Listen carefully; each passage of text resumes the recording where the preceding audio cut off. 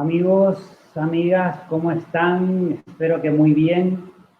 Bueno, en estas dinámicas de las televisiones online, como ustedes saben, hay que conectarse un poquito antes para ir reuniendo a la gente, para que la gente se sume a la emisión y entonces poder hacer la emisión ya con una importante cantidad de gente conectada. Ahora mismo estamos saliendo online desde varias páginas de Facebook, desde YouTube y desde Twitter. Les recuerdo cuáles son esas cuentas por si quieren ir compartiendo con la gente, si quieren invitando a la gente a la que se sumen. Hay estrategias dentro de todo este sistema para poder mandar el link, para que la gente se sume a esta emisión. Es una emisión muy importante. Estamos saliendo desde la página de Facebook de la Fundación Franz Weber, desde la página de Facebook del Santuario Equidad, desde la página de Facebook de la Asociación Animalista Libera, a quien agradecemos mucho este espacio, que tienen casi 2 millones de seguidores en esta página. Desde mi Twitter personal, @LeoAnselmi, y también desde mi YouTube personal, que es Anselmi4Pis, Anselmi4Pis. Entonces, bueno, a medida que la gente se va conectando, vamos a ir hablando de qué son estas emisiones live que estamos teniendo. Las emisiones live son televisiones en directo. Hoy en día tenemos nuestra primera emisión live y la tenemos con un entrevistado de honor. Es Ernesto Samper, el expresidente de Colombia, que en 1 o 2 minutos ya lo vamos a conectar y lo vamos a presentar como se merece. Pero la idea es que durante el mes de abril, que es que va a durar la campaña por comer animales, haremos cerca de 20 emisiones live con diferentes perfiles para hablar de la crisis que estamos viviendo, la crisis sociotécnica que estamos viviendo a causa de la COVID-19. Tenemos que hablar de este colapso de los estados, de este colapso de la sanidad pública, de las capacidades que tenemos como sociedad de responder a esta cuestión. Y qué mejor que empezar hablando hoy de política, porque esta crisis, si bien tiene un origen sanitario, en realidad la peor parte de ella es justamente lo que atañe a la cuestión política. Si hubiéramos estado mejor preparados desde el punto de vista de Estado, evidentemente no estaríamos sufriendo los coletazos que nos está pegando esta crisis. Y qué mejor que hablar de esto con Ernesto Samper, una persona que conoce muchísimo de la geopolítica, una mente lúcida, para hablar de estas cuestiones, a la que ya en unos minutos, en un minuto le vamos a dar la bienvenida. De momento seguimos juntando gente que está mirando online esta publicación, como les decía, a diferencia de una televisión donde la gente está conectada a la televisión y le van pasando los diferentes programas, aquí es al revés. Aquí uno se conecta específicamente para ver un programa, particularmente este, pero ahora mismo estamos llegando a más de 2 millones de personas en todo el mundo hispanohablante con esta conexión, que esperemos que sean muchas, muchas, muchas las conectadas y también muchas las que lo vean en diferido. Los días posteriores, porque estas grabaciones se quedarán online en todas estas páginas, que también además vamos a tratar de subtitular a otros idiomas para que más gente pueda disfrutar de estas conversaciones. Y sin más dilaciones, le voy a dar la bienvenida ya a Samper. Como les decía, en su currículum pesan 2 o 3 cuestiones que son muy importantes, pero antes de seguir le vamos a dar los buenos días a Ernesto Samper. ¿Cómo está llevando el confinamiento y cómo una persona que fue presidente de un país puede vivir sin agenda? Bueno, no, primero muy buenos días a usted, Leonardo, y a todos los que hoy día están conectados con este programa. Segundo, pues la estoy llevando realmente bien porque he diseñado un nuevo tipo de rutinas. Creo que lo más importante para llevar un encierro es, aunque no se pueden tener las mismas rutinas presenciales, tener otro tipo de rutinas. Entonces, he mantenido mis rutinas de trabajo, de lectura. Estas conexiones son muy refrescantes.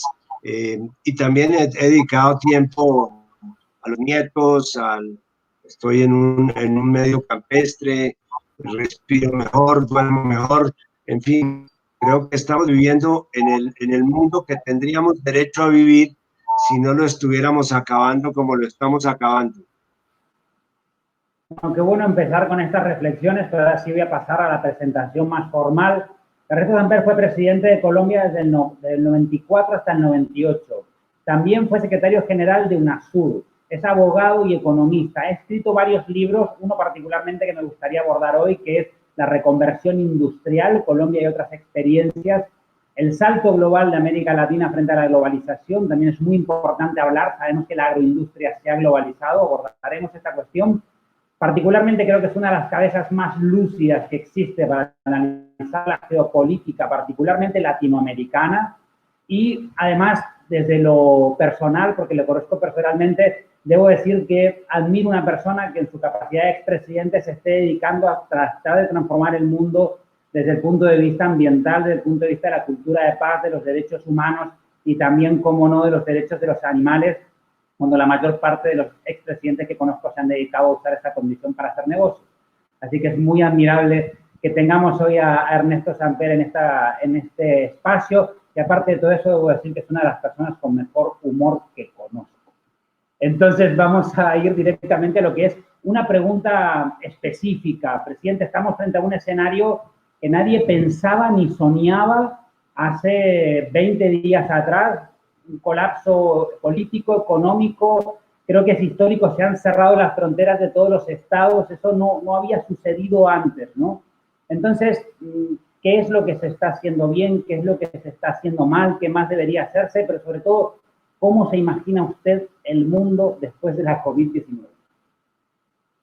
Bueno, Leonardo, lo primero es decir que hay tres palabras que nos permiten sintetizar las tres circunstancias que estamos viviendo actualmente. La primera palabra es sorpresa. Sin duda fuimos sorprendidos por el virus, por su magnitud, por su naturaleza, por su facilidad de propagación. No estábamos preparados, estábamos en otra parte. El virus nos cogió mal colocados en términos futbolísticos. La segunda palabra es la palabra improvisación. Estamos respondiendo, como es obvio, de manera improvisada. No tenemos modelos predictivos, no estábamos preparados para la demanda de equipos y de servicios médicos que supone esta forma de virus. Tampoco estamos preparados para el aislamiento. No hay ninguna diferencia entre este aislamiento que estamos viviendo y lo que podría ser un cerco medieval. La diferencia es que tenemos internet y nos podemos comunicar entre nosotros. Y la tercera palabra es reflexión. ¿Qué hacia adelante, qué nos puede dejar esta experiencia tan ingrata que estamos viviendo? Sobre esas tres palabras que creo que podríamos entender de una manera mucho más clara y objetiva para dónde va este tema del coronavirus 19.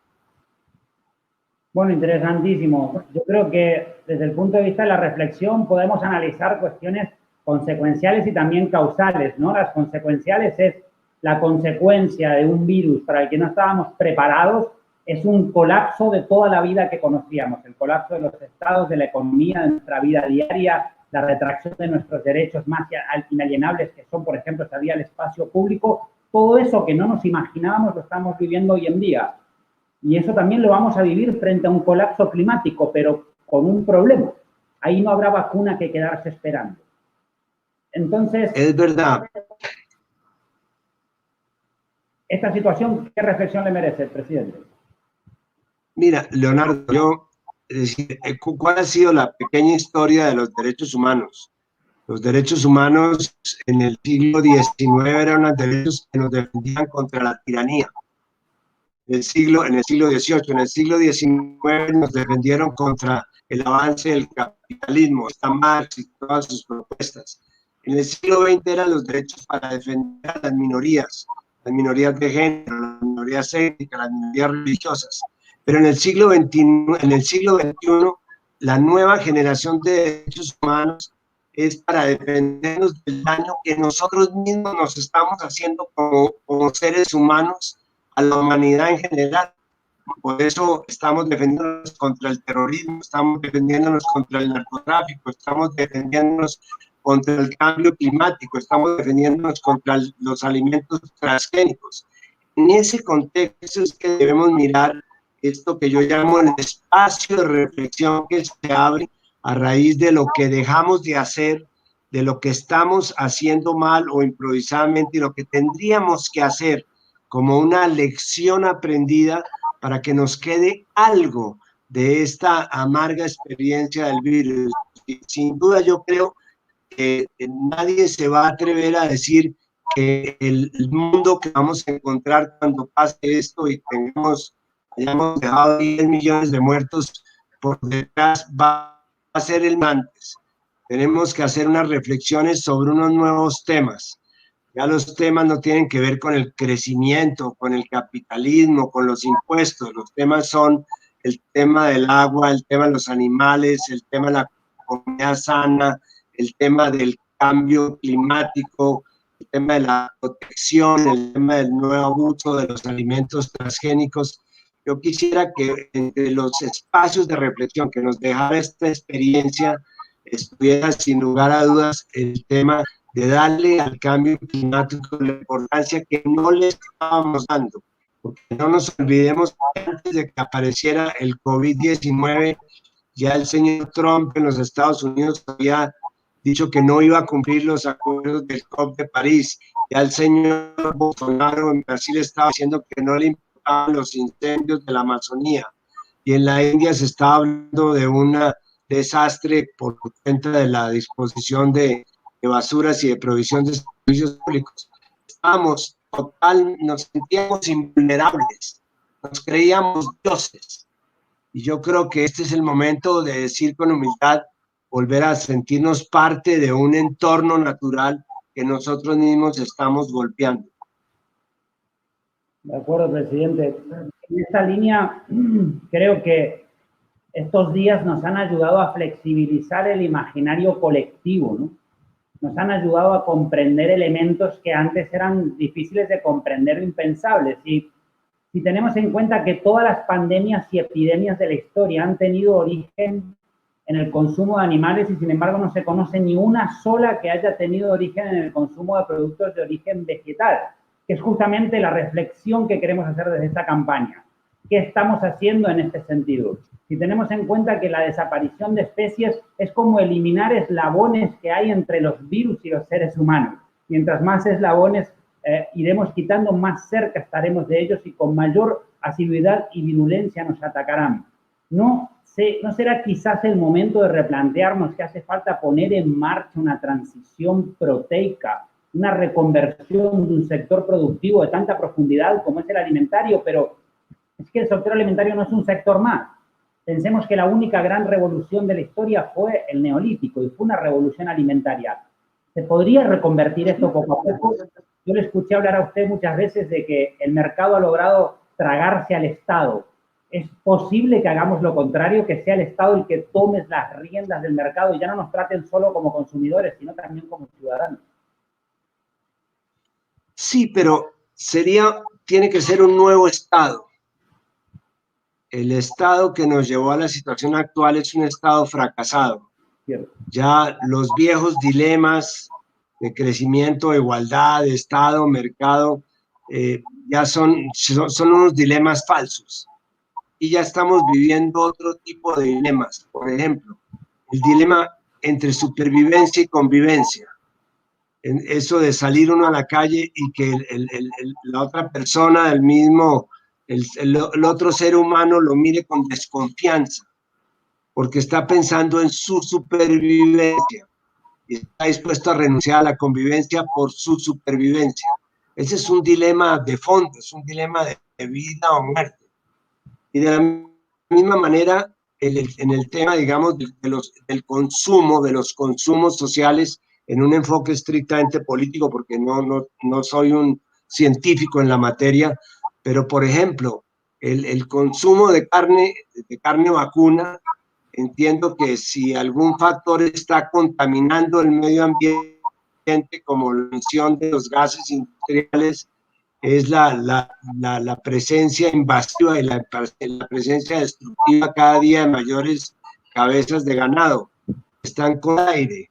que están de alguna manera sirviendo para que haya proyectos, por lo menos en América Latina, de ganadería extensiva que se hace a costa de tumbar bosques, de acabar con fuentes de agua, es tremendamente depredadora. Entonces, por ese mismo camino podemos llegar a pensar que esa transición ecológica, esa transición proteica se va a imponer. Lo mismo podríamos hablar de un aspecto que a mí me llama mucho la atención sobre el tema de los granos y de los alimentos. Otro de los grandes pecados que hemos cometido en este intento por globalizar todo y por financiar todo, por reducir todo a flujos financieros, es que hemos titularizado financieramente los alimentos. Entonces ya los alimentos se venden a través de títulos financieros de futuro, como si se tratara de cualquier mercancía o de un mineral o del petróleo. Eso es una manera de comenzar a hacer transacciones sobre la vida misma, que es la que va implícita en los alimentos. De tal manera que esas son las revisiones que deberíamos entrar a hacer. Así como en este momento, cuando estamos viviendo el virus, estamos todos encerrados, estamos preocupados por esa gente que vivía de la calle, que le quitaron su hogar, que era la calle, ese sector informal.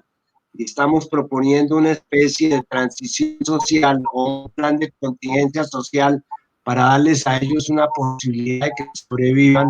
Así también hacia adelante deberíamos comenzar a hacer una reflexión sobre cuáles son los grandes cambios que debemos hacer en la mentalidad que tenemos dentro de las agendas políticas para incluir estos debates que se están planteando ustedes en muy buena hora esta mañana.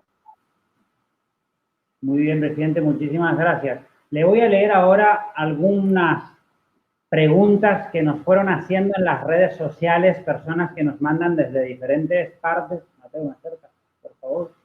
Le voy a leer algunas de ellas que nos van llegando desde diferentes países, especialmente de Latinoamérica, alguna también de España. Aquí veo que nos están saludando desde Cataluña, desde Buenos Aires, desde diferentes lugares. Bueno, miren, una particularmente nos la hace @Juan Casiar desde Instagram y nos dice: ¿cómo desmotivar el consumo de productos de origen animal desde la institucionalidad?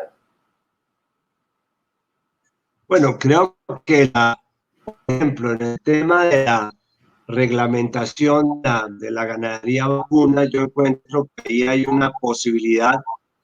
No es que prohibamos el consumo de carne a partir de este momento, sino también hay que entender que la alimentación es un tema cultural. Por ejemplo, cuando yo fui presidente, uno de los programas sociales más importantes y de más impacto era el de proveer de un suplemento alimenticio a los 3 o 4 millones de niños que estaban en los centros escolares y muchos de los cuales no tenían sino acceso a una sola comida diaria, a una sola alimentación.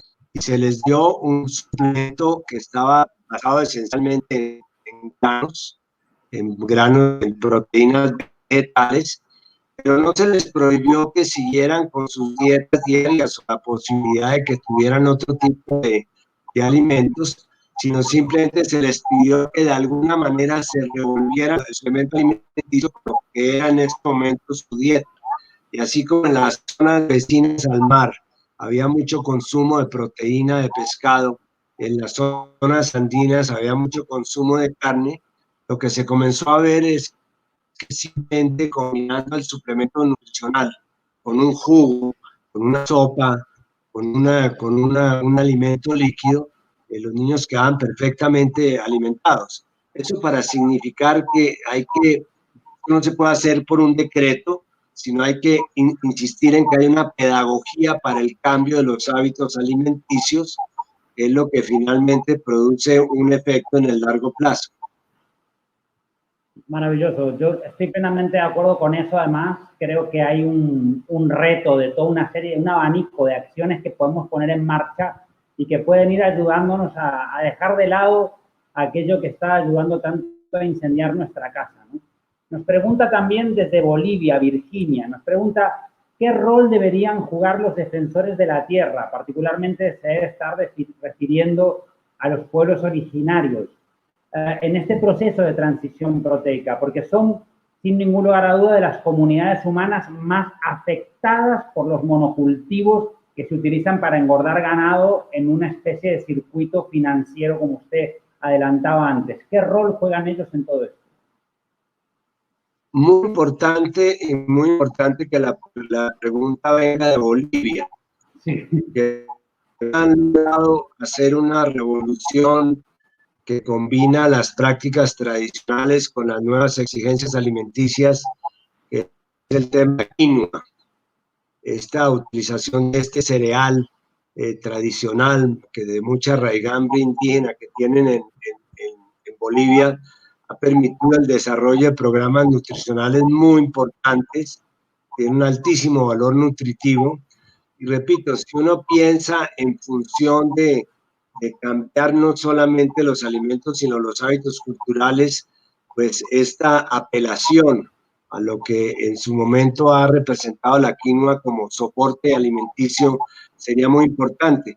Pero le puedo dar otro ejemplo quizás más que nos lleva a una realidad distinta. Es lo que se logra hacer en algunos países, como por ejemplo Ecuador, en el tema del etiquetado de alimentos. Y es que a cada uno de los productos alimenticios les ponen una etiqueta que dice una especie de semáforo, que dice, cuando está en rojo, dice alto en grasas animales, alto o está en verde, dice tiene alto contenido proteico. Lo digo porque para mí fue cuando viví como secretario general de UNASUR en Quito, fue realmente una revelación ver a los niños en los supermercados diciéndole a la mamá, mamá, no me des esto, que esto es alto en grasas, animales, dame esto, mira, está en verde tal cosa o esto está en rojo. Son pequeños, grandes procesos. Yo he terminado de leer un libro que se llama Cómo ganarle la guerra a la pobreza, escrito por dos economistas que además ganaron el premio Nobel por ese libro, en el cual simplemente lo que proponen es que no nos enredemos en las grandes teorías macroeconómicas, sino comencemos a trabajar en los proyectos concretos y específicos que llegan directamente a la gente y cuyos resultados se pueden evaluar a sí mismos. Presidente, además, se da una situación, no sé si están viendo la transmisión, sí, ahora volvió. Le decía, presidente, además se da una situación, ¿no? En la transición proteica confluyen toda una serie de reivindicaciones, intereses y causas. Por un lado tenemos la del movimiento de derechos de los animales, que mediante el veganismo, el vegetarianismo, piensa que los animales son sujetos de derechos y que no deben ser, digamos, nuestro alimento, no deben estar en nuestro plato. Si no tengo mal entendido, luego me lo aclara, creo que usted está medio rodeado de veganos, ¿no? Ya tiene incluso en la familia, me parece. Parte por influencia suya también. Sí, señor. Luego también hay una reivindicación, como mencionábamos ahora, ¿no? Que tiene que ver con la justicia alimentaria. Para que el grano alcance para alimentar a todo el mundo, no podemos centralizarlo en el estómago de las vacas. Hay una reivindicación que tiene que ver con el medio ambiente. Es la industria más contaminante del planeta, la que más biodiversidad destruye gracias a los monocultivos que necesita. Hay un tema de justicia financiera también, del uso del erario público que se utiliza para rebajar ese precio del commodity soja, para que ese commodity soja no encarezca tanto el precio de la carne. Ahora encima tenemos la reivindicación también de evitar y prevenir pandemias. Hay muchas razones para tomar esa decisión. Hay un fenómeno político que se llama confluencia de intereses, y es un fenómeno político muy fuerte. Por eso creo que los estados deberían animarse a esto. ¿Usted qué cree al respecto? No, yo comparto totalmente. Ahora, todo este tipo de transiciones, Gramsci decía que los grandes cambios se producen cuando las personas que debían salir de un escenario no han sido y los que debían entrar a ese mismo escenario no han podido entrar. Entonces, tenemos que entender que este cambio no va a ser algo inmediato. O si salgan ustedes y entren ustedes. O vamos a dejar de hacer esto, vamos a empezar a hacer eso como la noche y la mañana. Aquí tenemos que pensar que hay unos factores profundos, culturales, geográficos, de maneras de ser, de culturas, que tienen que ser incorporadas en esta revisión. Pero volvemos un poco a lo que decíamos inicialmente. Las condiciones en que estamos hoy día están dadas a partir de la sorpresa que nos produjo el COVID-19, que nos tomó a todos por sorpresa, a raíz de la improvisación con el cual estamos respondiendo a este virus. Es una cosa de método, ensayo, error que nos cuesta vidas y dolor y dinero. Y una tercera etapa que es la etapa de la reflexión. No perdamos este momento, ese espacio que se nos abre de reflexión para introducir discusiones y debates como este, que quizás planteados hace 2 o 3 años parecía una cosa de locos, pero hoy día sí es una cosa de supervivencia y de convivencia. Presidente, y por último, ya para despedirlo, agradeciéndole muchísimo esta entrevista, el que nos haya recibido en su casa, en su confinamiento en Colombia. Justamente usted citó a Gramsci y de él más o menos es que quería pedirle una reflexión. Él hablaba de que tenemos que ser pesimistas en la inteligencia, pero optimistas en la voluntad. Quería pedirle un mensaje pesimista y uno optimista en este marco donde casi todo es posible. Bueno, primero hago la aclaración que efectivamente yo estoy rodeado por unos vegetarianos y veganos que son mis nietos, y reconozco que me han sensibilizado muchísimo en estos temas, no solamente en mis costumbres diarias, sino también con la ayuda de personas como usted y la Fundación Franz Weber, también en la inquietud, digamos, inquietudes macroeconómicas o macropolíticas alrededor de estos temas. Yo creo que nosotros no tenemos derecho a ser pesimistas. Esta es una responsabilidad que tenemos con las nuevas generaciones, y es la responsabilidad de examinar caminos y examinar alternativas para que no nos sucedan tragedias como las que estamos viviendo en este momento. Creo que nosotros no sabíamos dónde estábamos cuando llegó el virus. Tal vez no sabemos hoy día qué estamos enfrentando frente al virus, pero sí hay algo cierto, y es que esto va a pasar. Va a pasar con mayores o menores costos, que tenemos que aprovechar estos momentos para replantearnos, para entender, primero, que no somos invulnerables. Segundo, que no somos dioses para poder seguir jugando con la naturaleza, con los animales. Tercero, que el hombre perdona, Dios perdona, el hombre perdona a veces, Dios perdona siempre, pero la naturaleza no perdona. La naturaleza es implacable y esa naturaleza tiene una cuenta de cobro con nosotros. Tenemos que comenzar a pagarla precisamente con este tipo de reflexiones. Pensar qué va hacia adelante. Porque el futuro está. El futuro no es mañana ni dentro de un año. El futuro se nos vino encima. Tenemos ya el futuro aquí, hoy, presente. Pensemos entonces qué hacemos con ese futuro presente. De acuerdo, presidente. Nos alcanzó la historia. Muchas gracias. Bueno, gracias a ustedes y a todos los que están conectados. Un cordial saludo desde este encierro que tiene unas virtudes. Y es que nos da tiempo de pensar en unos valores que tal vez teníamos olvidados. Primero, el valor de la introspección con nosotros mismos. Segundo, el valor de la familia, el valor de las cosas importantes, la importancia de la reflexión, de la soledad. Entender que la felicidad no es tener más carros, más móviles, más plata, más dinero en los bancos. sino tener más conciencia de que somos parte de este género humano y que no podemos seguir nosotros acabando con lo que queda del entorno que nos rodea.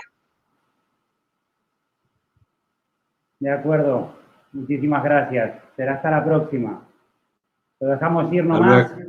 Yo simplemente comentarle a la gente que mañana vamos a estar a la misma hora con otra entrevista de lujo, con Soledad Barruti. Ella es una periodista de investigación. Es una molestia para el sector de la producción de alimentos porque denuncia todas sus vergüenzas, sus manipulaciones, denuncia la mafia en la que se ha convertido este lobby, que es capaz de matar de hambre a algunas personas para engordar a otras, para enfermar a otras. Soledad es una periodista maravillosa y la vamos a tener mañana a esta misma hora en estas mismas redes sociales. Así que les pedimos que nos acompañen y el martes volvemos con el Día Mundial de la Salud con Tiones Live, con 3 personas del mundo de la medicina, de la ciencia, de la salud, que ya les anunciaremos en nuestras redes sociales. Les pedimos y les recomendamos también que sigan la página de la Fundación Franz Weber, FFWW, depende del país en el que estén, .ch, donde van a encontrar toda la información sobre la campaña por comer animales, y si no, con el hashtag por comer animales, en Twitter, en Facebook, en Instagram, van a encontrar muchísima información al respecto. ¿Por qué hacemos esta campaña? Porque no tenemos que volver a cometer los errores que ya cometimos. El error de consumir animales nos trajo a la situación en la que estamos hoy en día. Hay gente que dice que es el error de consumir animales silvestres salvajes. No, van a ver durante todas las entregas que haremos estos días que muchas de las pandemias y las epidemias han comenzado también por los animales que están hacinados para el consumo en las granjas. Así que nada, estas reflexiones, desde aquí, como ustedes saben, no obligamos a nadie a hacer nada. Nos vamos con la última reflexión del presidente Samper, que él recoge de Antonio Gramsci, de ser pesimistas en la inteligencia y optimistas en la voluntad, con esta voluntad optimista de poder usar esta situación, aprovechar esta situación que se ha dado para que no nos vuelva a pasar de nuevo, para que veamos que este pequeño coletazo que nos ha dado un virus, que también proviene de la naturaleza, es una pequeñita cosa comparada al colapso ecosocial que nos llegará dentro de muy pocos años si no tomamos decisiones drásticas y urgentes. La que proponemos desde la Fundación Franz Weber es la transición proteica. Les mandamos un gran abrazo y espero que nos acompañen la próxima emisión, el día de mañana, con Soledad Barruti. Hasta luego.